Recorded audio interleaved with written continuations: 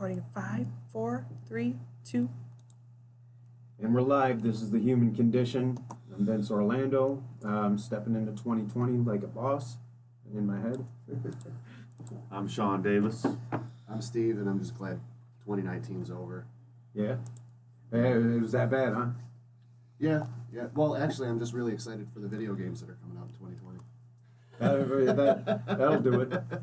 Yeah, 2020. There's some spiritual significance behind those numbers, right? But it is just a year, like any other year.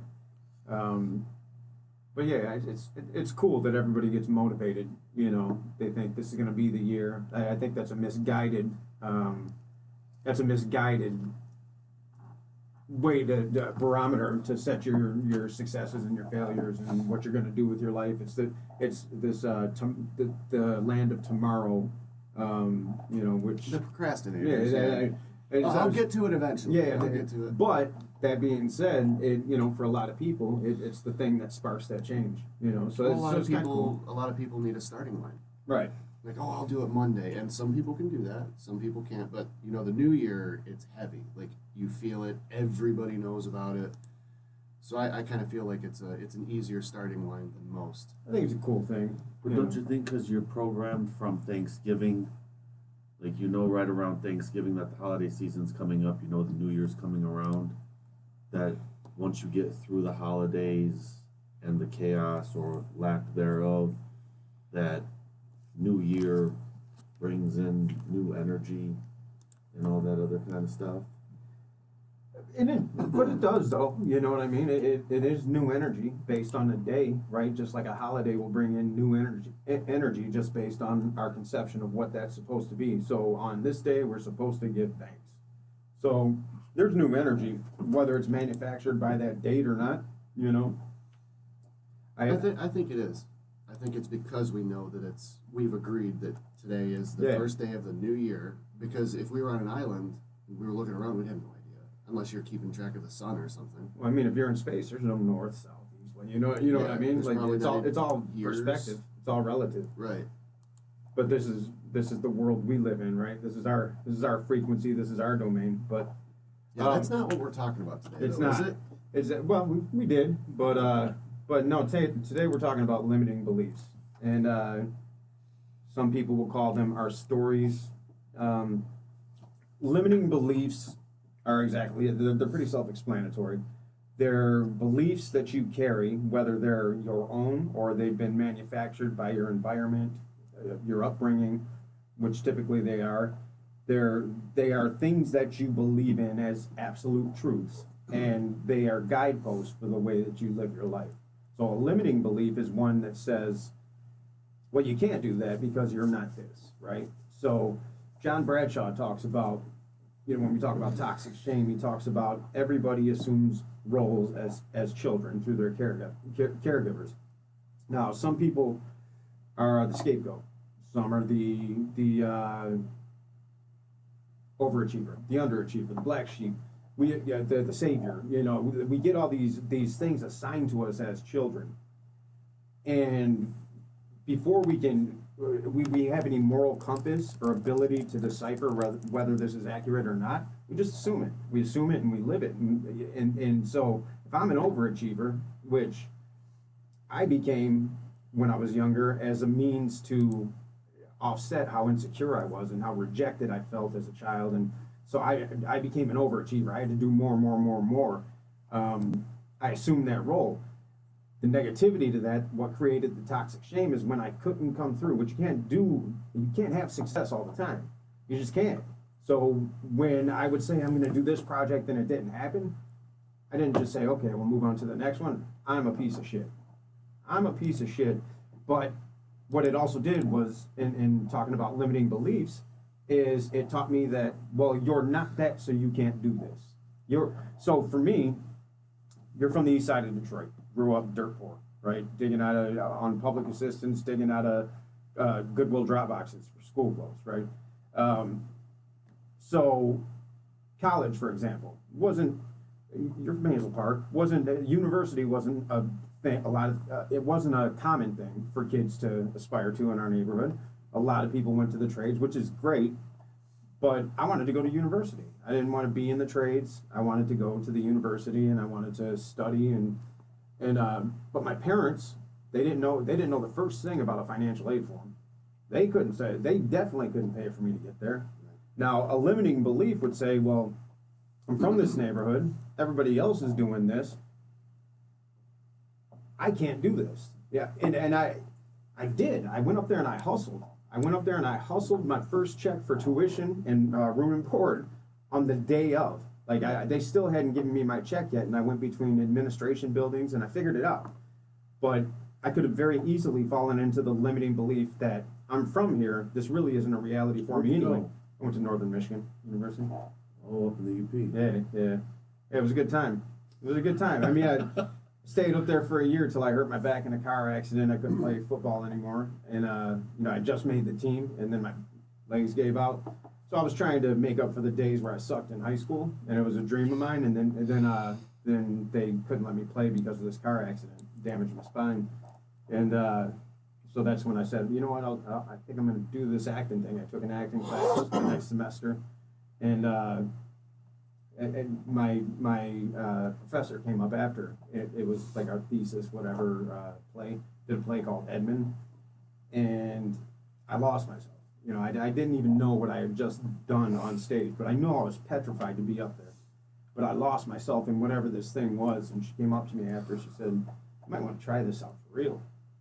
And I'd always had in my head, because people called me Hollywood because I dress different, whatever. So I was like, you know what, maybe I'll try. But I was always too scared to pursue the drama thing. I wouldn't do drama in high school because I was so afraid of being called a nerd, right? Limiting belief. So I said, let me try this thing. So I had some money for, I was in international business and finance.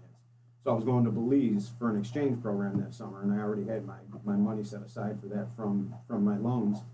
I took it and I moved to LA. Limiting belief says, again, I'm from here. I've grown up around it's fairly common for friends of mine to be on public assistance, to have lived that life. You know what I mean? That was the environment. What the fuck am I thinking moving out to Hollywood? I don't know anybody. What makes me, I could have very easily fallen into the limiting belief that I don't belong here. And you know what? Subconsciously, I felt that a lot. Weren't you excited? I was extremely excited. I was driven by, so that's the thing, is we can supersede these limiting beliefs by belief, you know? Like, and by just adrenaline and passion. Like, if we have these things, then we can supersede the limiting beliefs. At a certain point, you got to tell the limiting belief to fuck off. You're not my truth. Yeah. You know, my quest and my curiosity for the unknown has always been a good fuck you to the limiting beliefs. Did I have some that probably paralyzed me? Sure. The upbringing ones, you know, my parents were always play it safe, do this and do that. But, I mean, I graduated with like a 1.9, and like, I waited for my dad to come back from Florida, and like that summer after I graduated, I just moved out to Colorado, and like, loved it, absolutely loved it.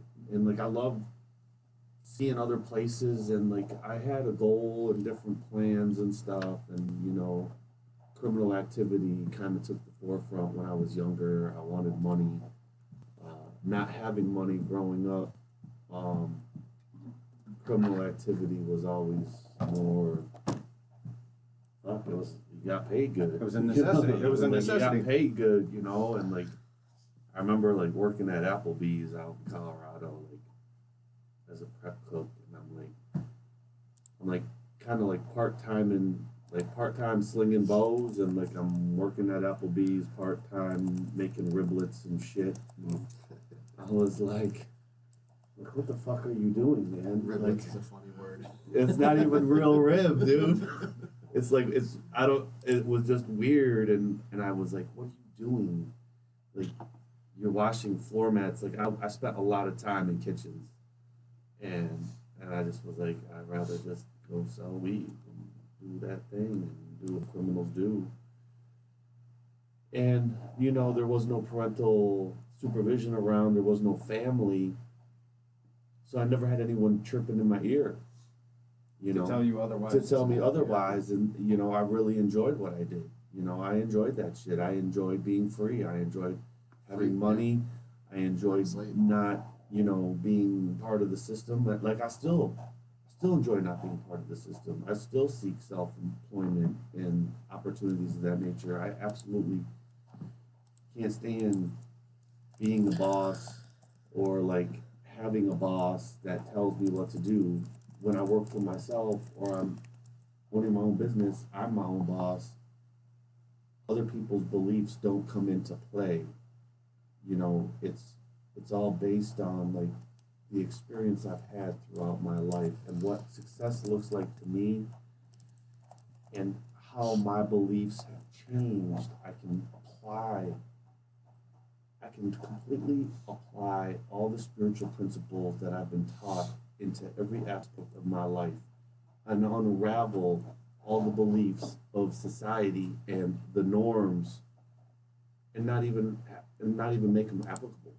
Like rewire it completely to fit what I want, how I want things to be. You know, and it was interesting. I went to this it was a spiritual awakening expo. It was over, I want to say, the DoubleTree downtown. This guy, Flower of Life. Well, yesterday? No, this was like 2 years ago in November. They put an expo on like twice a year, and my Reiki healer was like, you should like the price tag for the expo is like $400 a ticket, and I was like, you know, I don't know about that. And she was like, why don't you volunteer? If you volunteer, you know, and then it's like free.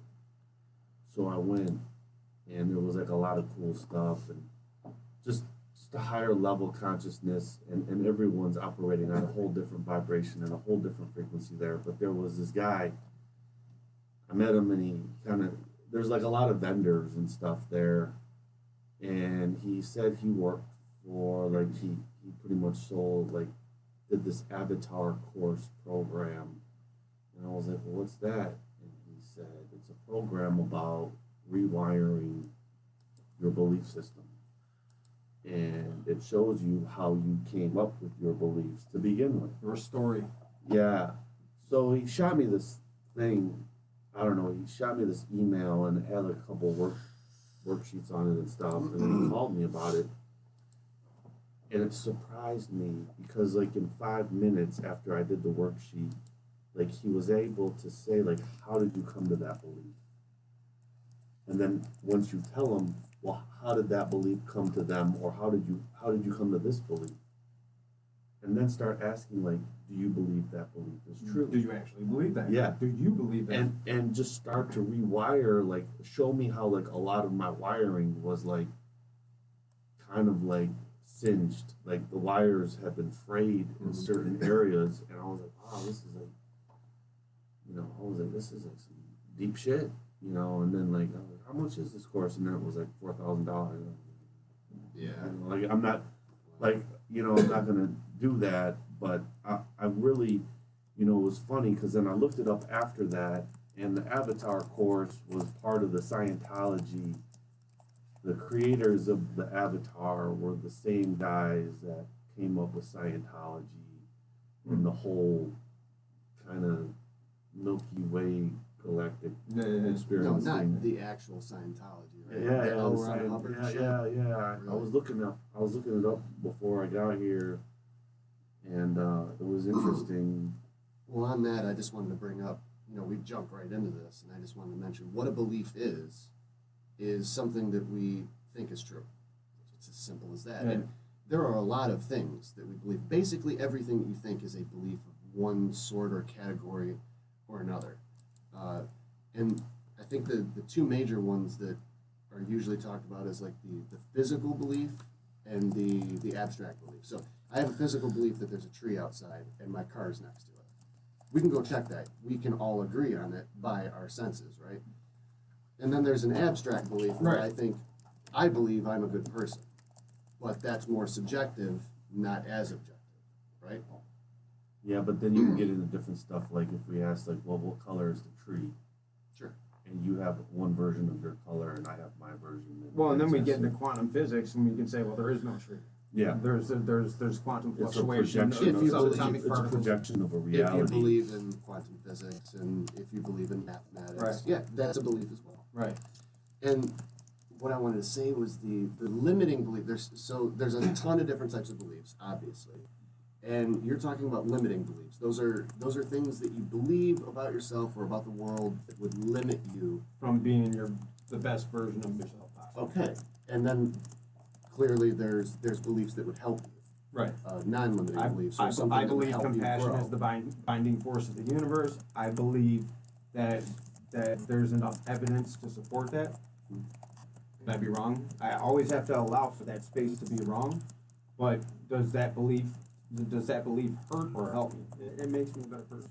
And that's where what Sean was just talking about, like the inventory of your beliefs is very important too. Well, and that's what I got, because that's what I wanted to speak on, is cognitive processing therapy was exactly that. It was questioning your belief systems. So I'm taught immediately in cognitive processing therapy, I felt this emotion. What was this real? Is this really attached to what's going on right now? Or does it belong someplace else? And then, through cognitive processing therapy, I got to trigger moments in my life, and I could say, nope, that's a fear of abandonment. That's a fear of abandonment. There was no reason for me to act the way that I did in this moment, or feel the way that I did in this moment. That feeling came from a very real place, but it doesn't exist in the now. So just an example is, Actually, I have a question about that. So if you have the fear of abandonment, what is the belief that is underlying that, do you think?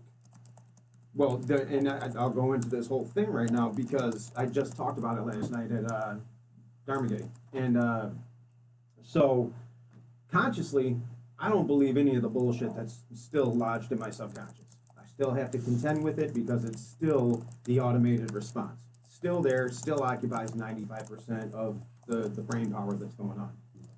We know this. So, and the whole point of mindfulness is to get your conscious self to work in tandem with your lower self and find a way to get that balance. But so for me, I was taught through abandonment, through rejection, through abuse, through neglect, through all these things that you need as a child that happen. Now, and it only takes one parent to do that, right? All these things that happened taught me that I was a piece of shit. And he would say it directly. I mean, who says that to a kid? You're a piece of shit. You're always going to be a piece of shit, just like me. Because my mom would always say, well, you can do whatever you want. I opted to go with what she told me, right?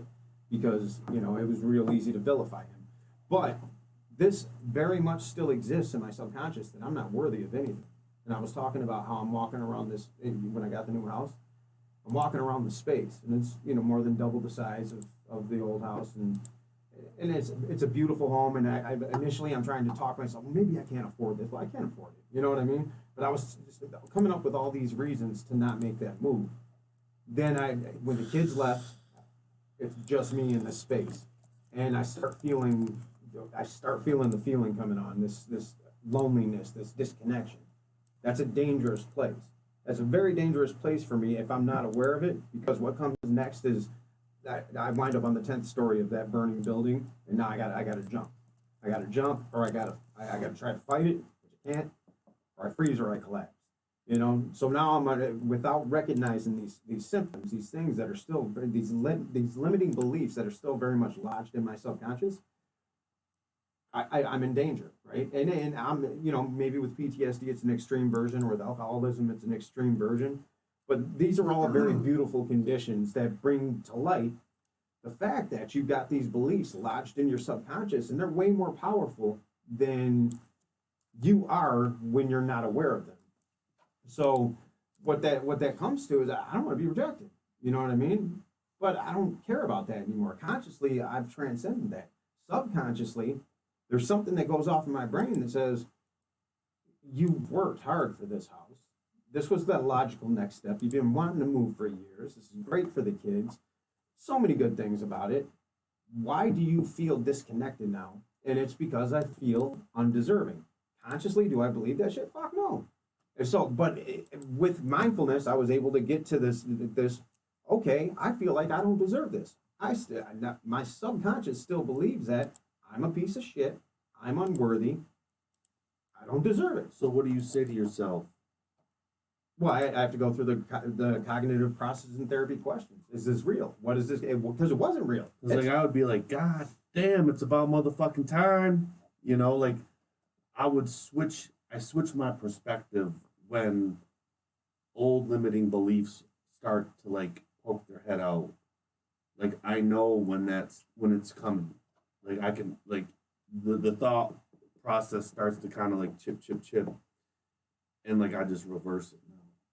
Like I completely try to change any of that old thinking bullshit that no longer serves me. When you guys talk about this, But you have to be mindful to do that. Oh, do you feel that it's more of a lens that you're looking through, like these beliefs that are Yeah. bad in the back? Are they more of a lens, or are they more of So there's two lenses you Right, you can say that. look through. There's only two lenses: the higher self and the lower self. or an And expectation, a lens or an I expectation? don't. I don't know if there's only two lenses. I think there's. I think the lens can shift. Well, A if you lot. think about it like a lens, it's a thinking thing. It's like you think this is bad. You think it's going to be like this. Whereas if it's more of an expectation because of a belief, it's like this is going to turn out bad because of these 25 reasons. So check this out. It was real interesting the other day. Been I'm a member of Alcoholics Anonymous, and I've been a member for a real long time, and I'm extremely happy all that they've taught me and given me. Outside of the book of Alcoholics Anonymous, there have been things and beliefs that people made up that have become like commandments through time. And I believed a lot of these commandments. And I needed to in the early days because I wasn't smart enough, I wasn't strong enough to go experience reality out on my own. I surrounded myself with everyone in recovery, did not wander too far away from that. In doing that, I caused a bubble. I caused a bubble type reality, and I shut a lot of reality off if you weren't connected to some form of recovery. Last week, as I'm going through all this, I was telling you guys about my week.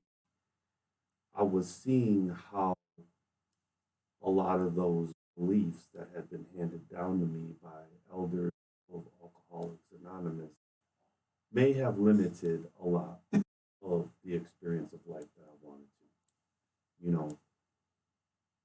Reason like back in the day, they that big book, you read it, you worked it, it's done. You go live your life. You're free to go life. You're an alcoholic. You can't drink. It's all contingent on a spiritual condition. Go do whatever you do. But now, over time, they're like, you can't go to wet places or be around wet places. You can't do this. You can't do that. You can't. So I took all those beliefs of I can't, and I started ditching them a long time ago, but it became real. I don't know why.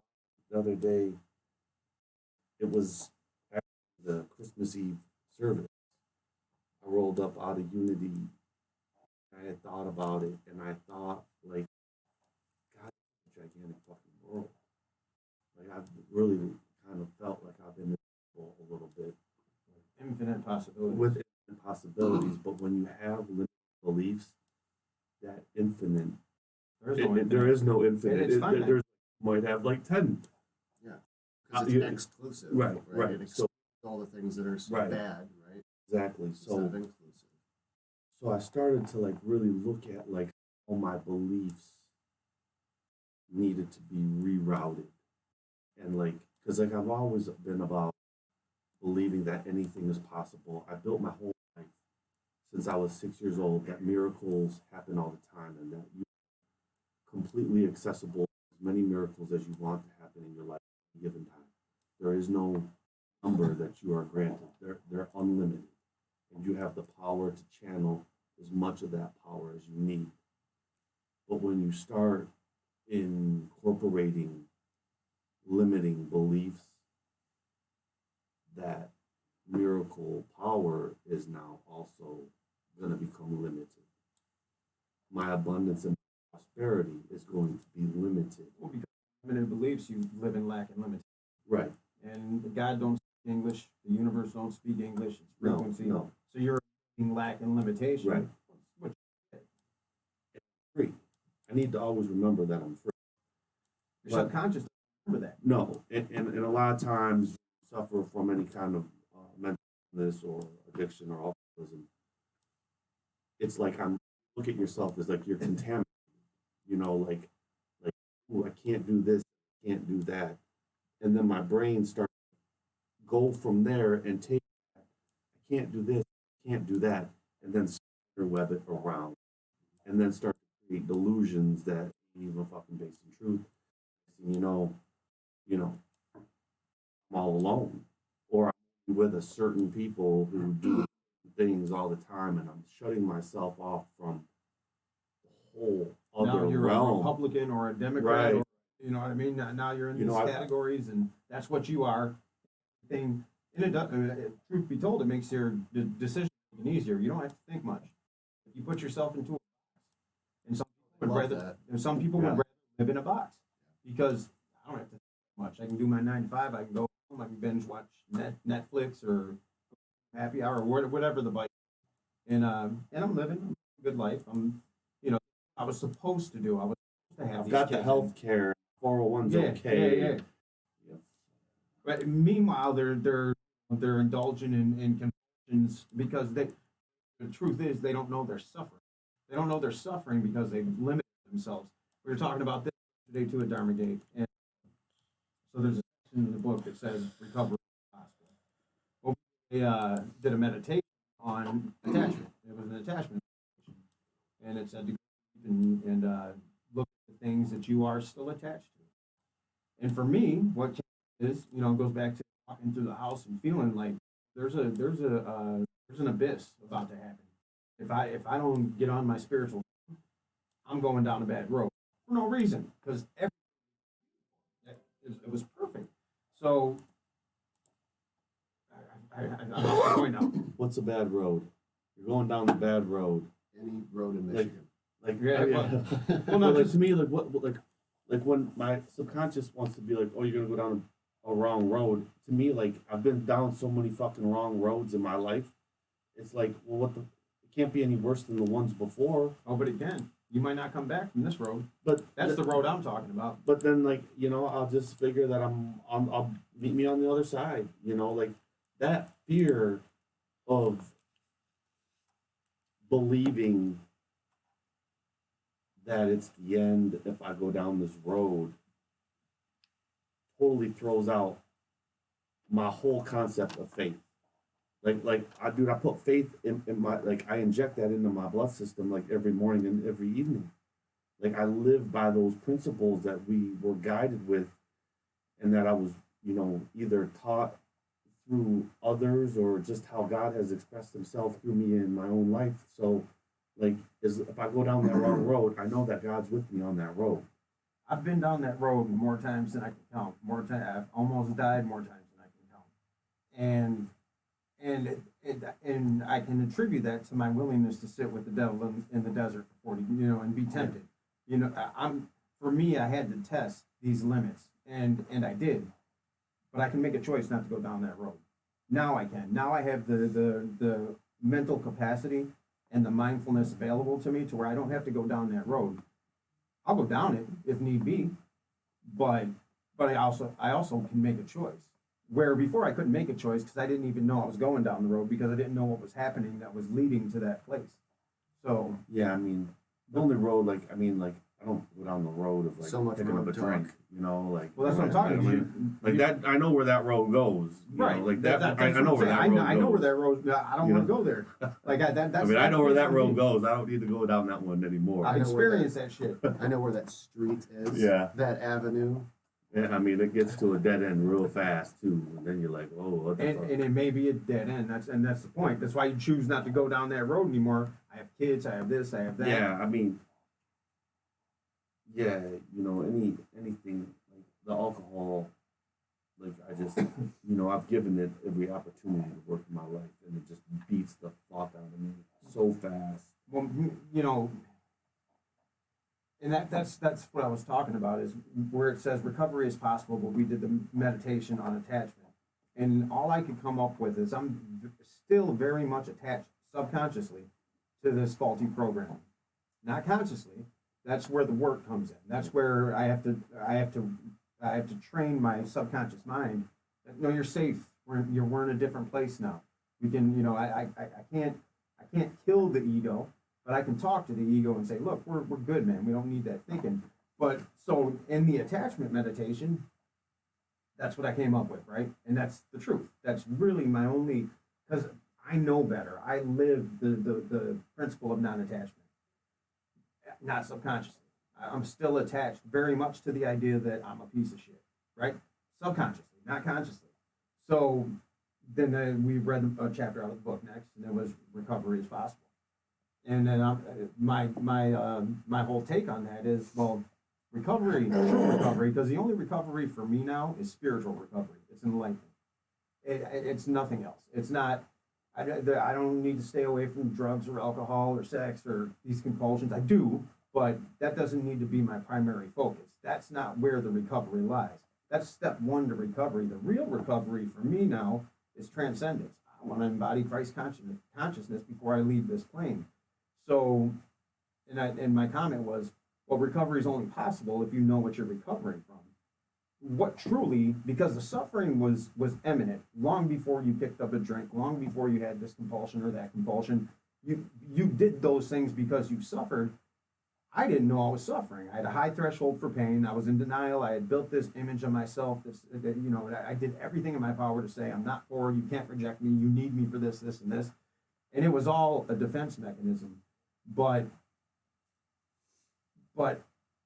I was in pain. Like I was in pain, and I didn't realize I was suffering, and my ego had protected me so well that it was hard to tell my ego that had done these amazing things for me that it was wrong in any way, shape, or form. So I couldn't believe that I was suffering. And when somebody said you're codependent, fuck out of here with codependent. I didn't even know what it meant, but I does that mean I depend on people? Fuck you, I don't know. You know what I mean? Like, yeah. So all ego. I think that brings up an interesting thing, what you guys were talking about a couple minutes ago. With beliefs, it seems to be that there's two different ways to get them, right? You have your environment, like your parents, your caregivers when you're young. That's primary. Your friends. From the third trimester till you're 3 years old, you're programmed. You have your operating system that you're gonna have to either gonna adhere to, or you're gonna suffer enough trauma to where you say this operating system's faulty. Well, that's what I was getting to. Like, so you have your instilled ones, right? Mm-hmm. You know, like these are the things that we're teaching you. These are the things you're going to believe throughout your life. And then there's things that you figure out on your own. Things that you experience, like, you know, if your dad's not there a lot, he hasn't said like, I don't care about you, but you sort of intuit that my dad doesn't care about me or something like that. Or I'm not worthy of it. Right. I don't get paid. Yeah. You very rarely get just one belief at a time, right? It's usually a big package of nonsense. Like, oh, he doesn't care about me. Also, I'm unworthy of love. Also, I'm a piece of shit. You know, just a huge package of them. And depending on the extent of that, you know, and this is where it's called disorganized attachment, where your caregivers are both the source of your life, right? They feed you, they give you your diapers, and they no matter how bad any parenting was for any of us that are speaking at this age right now, somebody fed our asses, somebody put us in diapers. We got clearly, right? So that goes back to the whole compassion being the binding force of the universe, because there's crackhead moms out there that still find a way to put food on their kids' table. There's some that don't. But yes, society has compassion. You know, they'll step in and sometimes be able to save a baby in that circumstance. The thing is, it's instilled. We're programmed. We're programmed with this operating system, and it's not maliciously by our parents. They were programmed, right? So, yeah, the hope is that each generation moves up. Like, you know, my kids have a much different life. Am I perfect as a father? No. I think I'm pretty damn good, you know. But there's some things that I'm going to figure out later. That wasn't the right way to handle that. Do you teach your kids to be open to new programming? Absolutely. So I teach them to question everything. Question me. Sometimes I'm wrong. Like I'll have these conversations with them and say, "Look, the other day I'm like, am I doing something wrong? You guys got to tell me because if I don't understand, I'm not perfect, and the world's not perfect either. And don't just listen to everything that everybody tells you. Listen, but question. Always question. Skeptical. Yeah. Not skeptical. Don't be skeptical. Just question. Questioning Be is curious. skepticism. No, curious. Skepticism is negative. Skepticism. No, it's not negative. Yeah, skepticism is negative. Curiosity and skepticism. I mean, like if you tell me like the street is clear, I'm skeptical. I'm going to take a look. That's double checking. Well, the To skeptical. tell me this, It does come so up if with Vince tells me that the street's clear, I'm thinking that the street's clear.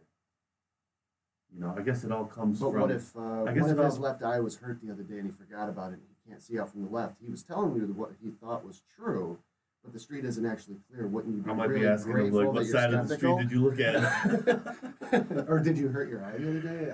I guess it all comes from like past experience with people and situations that form our beliefs. Absolutely. You know, Yeah, so I agree. you know, it's like It can create trust issues. Well, Oh, yeah. Oh, of course. society It's like, very much supports you know. these belief systems, right? Because when we have these belief systems, they can sell to us. We believe certain things. We believe we're supposed to have that house with the picket fence and the 2 cars and Well, that's what you said earlier, the categories. Yeah. You know, like what kind of magazine are you going to buy? Well, you know, I know you really well, so you're going to be buying the blah, blah, blah magazine. if you fit in Because that box, they can You're sell to in you. that box, right? Yeah. Yeah. And that's what these belief systems do is they put you in the box that you were talking about. Mhm. And I and think then it's by design sometimes.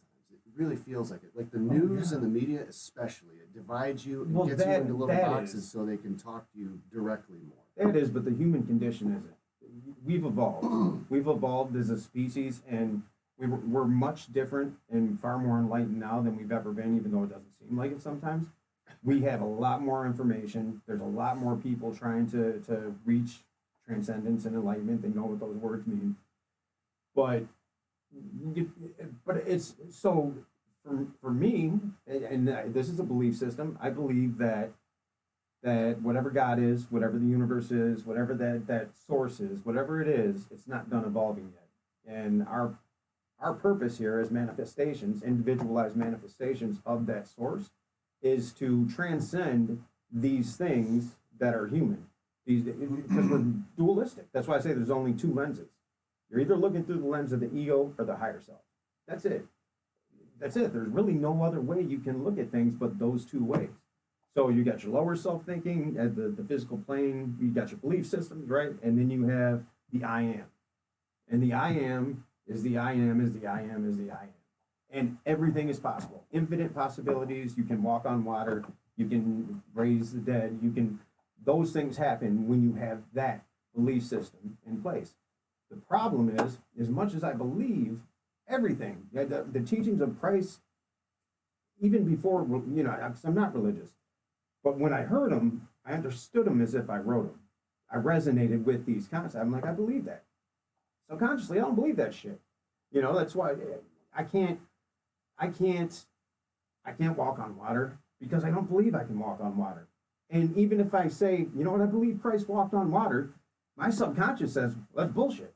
That's bullshit. It's been programmed to believe that all of this is real. And that's why You know, the walking on water was a metaphysical. I'm sure it was, but and maybe it wasn't. Maybe it wasn't. Maybe the dude did walk on water. And this is what quantum physics has done for me in terms of spirituality is it opened up the realm of everything that I considered woo-woo before, walking on water and all. The truth is, the only reason we can't pass through these walls right now is the Pauli exclusion principle, right? Where our electrons can occupy the same space as that. We're not really sitting on these chairs. There's electrical impulses that have us placed a nanometer above because our electrons can't occupy the same space. Now, if you could train yourself to believe otherwise, right? Because you can, in string theory, would say that you can shift. All subatomic particles can be shifted from one to another, depending on the frequency in which you fling the string that creates that subatomic particle. So when I got into quantum physics, I'm like, well, if you truly believed you can walk on water and you didn't have a subconscious mind telling you otherwise, you could walk the fuck on water. There's nothing in the laws of physics that really say you can't do that.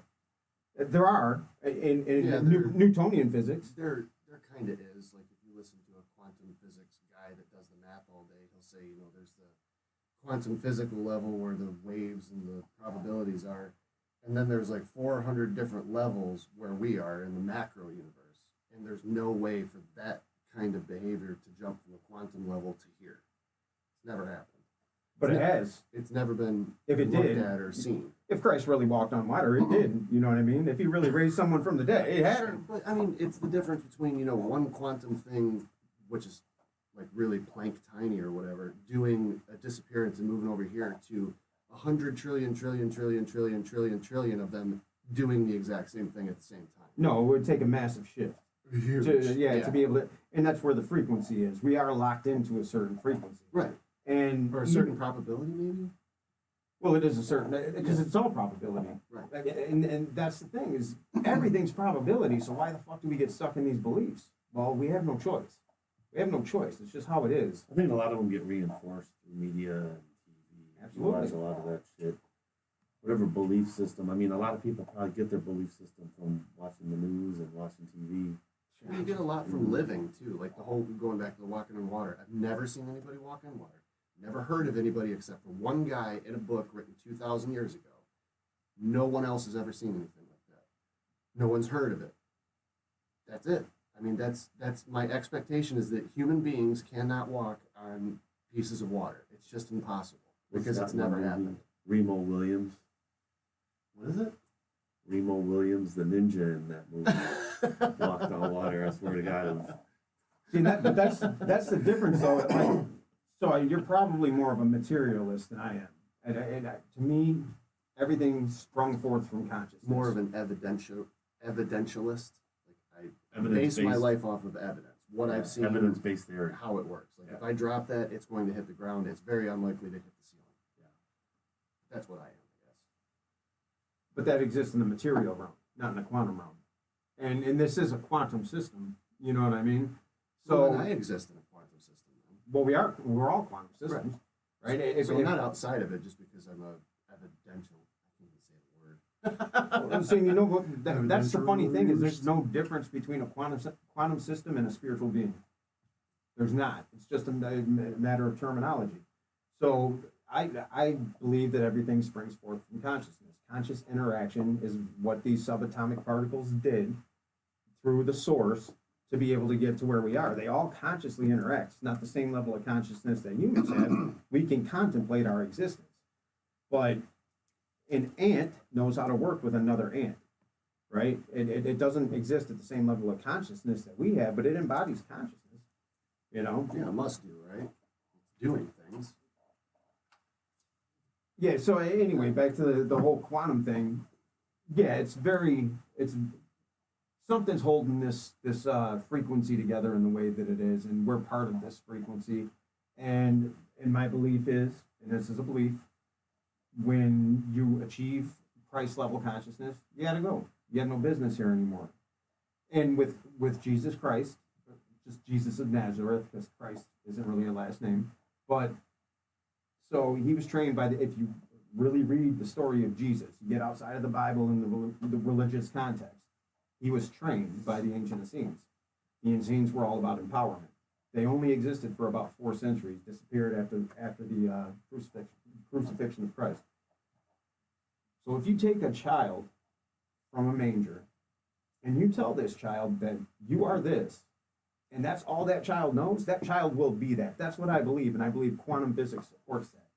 I believe you can walk on water if you don't have the subconscious programming that tells you you can. And I believe quantum physics supports that as well. 95% of our external environment is determined by our subconscious. There's, I believe it's 40 million neurons firing per second as opposed to 40,000 in our conscious mind. So when we feel stress and anger and all these other things, we revert to autopilot. You know, it's kind of like when you're driving down the highway and you just missed 3 miles because you were in autopilot. You went someplace else.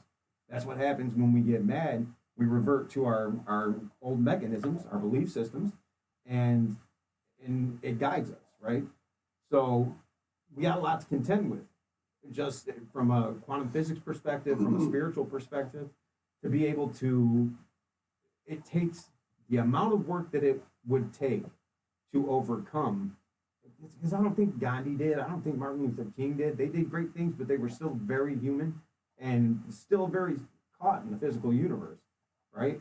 So, since Christ, and this is if everything about Christ is true, since Christ, there hasn't been another human being that's transcended the earth plane. I think it's hard to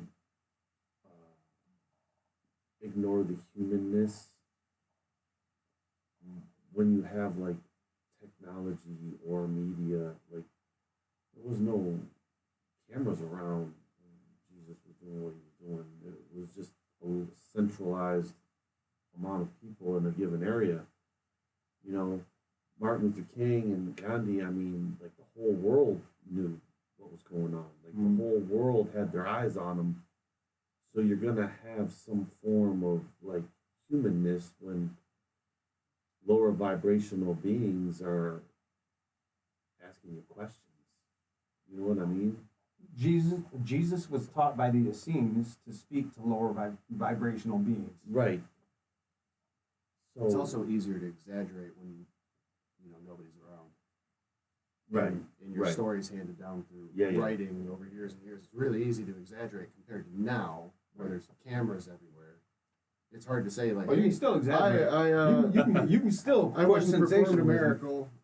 Yeah. But there's aliens everywhere, but we can't get pictures of them ever. Stuff like that. There's Did you see the Pope slap that lady the other day? Missed that. She like grabbed his arm and tried to pull him in the audience, and he slapped her hand like, "Quit that." Oh, I heard about that. Yeah. Yeah, I heard about that. It was just weird seeing somebody that's so holy and the freaking Pope, dude, and he's slapping a woman. Stop that. I might have slapped her hand too. Don't grab me. What are you doing? Yeah, my humanness comes out every day I'm driving. And somebody does something that I consider stupid. My Yeah. belief system is that you're an asshole for driving that way. Mhm. You know what I mean? Is that where your mind goes? They're an asshole? It depends on the day. That's when I have to do an inventory on myself, because sometimes I'll go straight to piece of shit. I always say What they're the drunk. fuck? My mind just says they're drunk. Like every time. It could be 9 o'clock. Must be drunk. It was That's where I go too. Like, Reverend he's high Tutu or and the drunk or something. Reverend Tutu and the I think it was the Dalai Lama. They had this. They got this book together. Great book. Something about joy. I can't remember the title. But the guy who narrated the book, wrote the book. He picked up Desmond Tutu from the airport, and Desmond decided to drive, and this he gets cut off bad to the point where they almost get in an accident. And he's like, I was really interested to see how this man, this spiritual guru, how he was going to react to that. And he smiled. The guy smiled and said, I don't know, maybe his wife's sick at the hospital. You know what I mean? There's a different way you can look at things. Yeah. Sometimes people are assholes, but why would you opt to go with the negative? And that's when I have to start checking myself. When I'm in all these meetings all the time and writing these things and posting these things, and I got this book where I believe certain things, and it's all about the goodness in humans. But my gut response is to react with piece of shit. That's pretty harsh. Or maybe you should just change that belief and just be like, man, I hope they get to where they're going okay. That's the training. Yeah. That's that 5% that you need to have access to tell that 95%. Sometimes I can do that. Sometimes I'll be like, man, I hope they get to where they're going, or I hope everyone's okay. But it's not every time. But I can still throw it in there. I work it in there. I try to. I always kind of after the fact. Like hindsight's 20/20, so I always will do an inventory when I see that type of anger come up. I know something's off. It's not connected to reality. That reminds me of- I'm frustrated, but I don't have to call you a piece of shit. I don't even know you. It's just it's that adrenaline that gets in me too. But David Foster Wallace wrote a college commencement speech and turned it into a book called "This Is Water," and he talks about just that. Being in a in a line of people at the grocery store and everything. There's 5 or 6 people in front of you, and you're like, "What are all these goddamn people doing here? They're fucking irritating me." Why aren't Blah, all blah, the blah. lines open? And then he jumped into another person's head, and it's this woman who just lost her father, and she's trying to get home to him, to her sons and take care of them. And the person in front of her just lost her mother.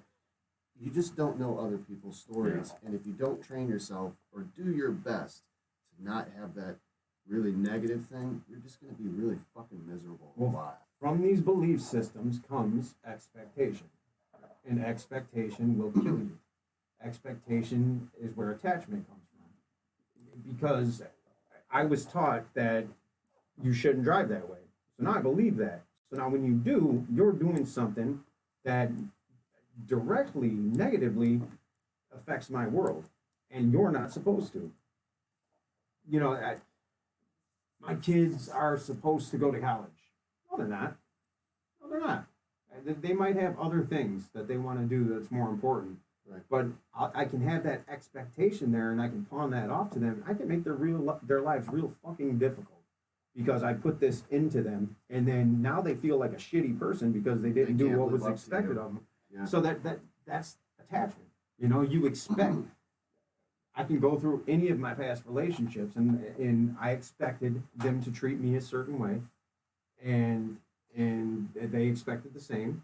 And most of the conflict came from the fact that, number one, we never talked about what our expectations were because you just think it's supposed to be that way. And when it's not that way, you're wrong, I'm right, fuck you. You know what I mean? Because you're stuck in the belief system. You believe it. It's the absolute truth as far as you're concerned. You're not willing to look beyond that. Yeah, and a lot of times it takes therapy. And clearly, we're never wrong. No, yeah, I mean, not in the belief system. The I is never wrong about anything. Talk to a Jesus fanatic, right? Try to have a conversation with them. And so you're saying the people that have never heard about Jesus Christ and that they can't be good people and they can't get to heaven. What the fuck is that? Where does that even make sense? If you talk about all knowing, all loving, all powerful, It's written in the book. right? You know what I'm saying? But that's a belief system. Everybody goes to hell. Just leave it alone. Not baptized. Yeah. You don't get That's- in. Well, that's Catholicism, not Christianity, right? Yeah. Baptism?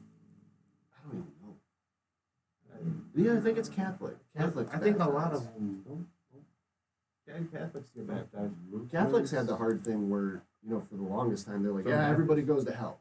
And, all the Catholics were just like bummed all the time. Like, oh, God, well, I'm The going to original hell. sin. Nothing that I can do. The original sin. Number one, they're taught wrong. They're taught that sin is bad. Sin in Aramaic is an archery term that means miss the mark. So when Christ talked about it, that's all he was saying. We missed the mark. Oh yeah, we missed the mark. That's a lot more empowering thing to say to a person than you're born an original sinner, and unless you bow to this, but in the same book it says don't worship false idols. Unless you bow to this and worship, and you do these rituals, you can't get there. If you don't come talk to me in this little box and confess to me, you're fucked. There's no way you're getting to heaven. You better confess.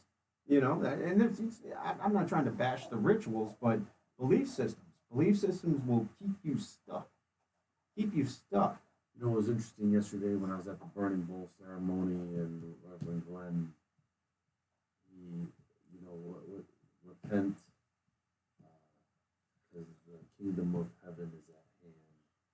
And I was always like, repent.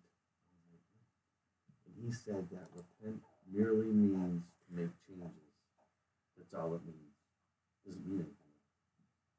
And I was like, I thought it meant like say you're sorry. to God or yeah, something. repent your sins and all that Yeah. stuff. Like, Like I was apologize like, for all it existing. means is make changes. I was like, wow, that's good. And I was like, it was real powerful yesterday. You can see how human beings, with King James Version of the Bible, how that was really used to control the masses. Yeah, it was a big control.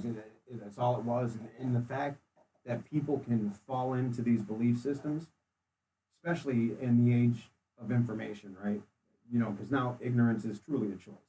You can Google anything at any given time and choose to believe or not believe. There's no reason.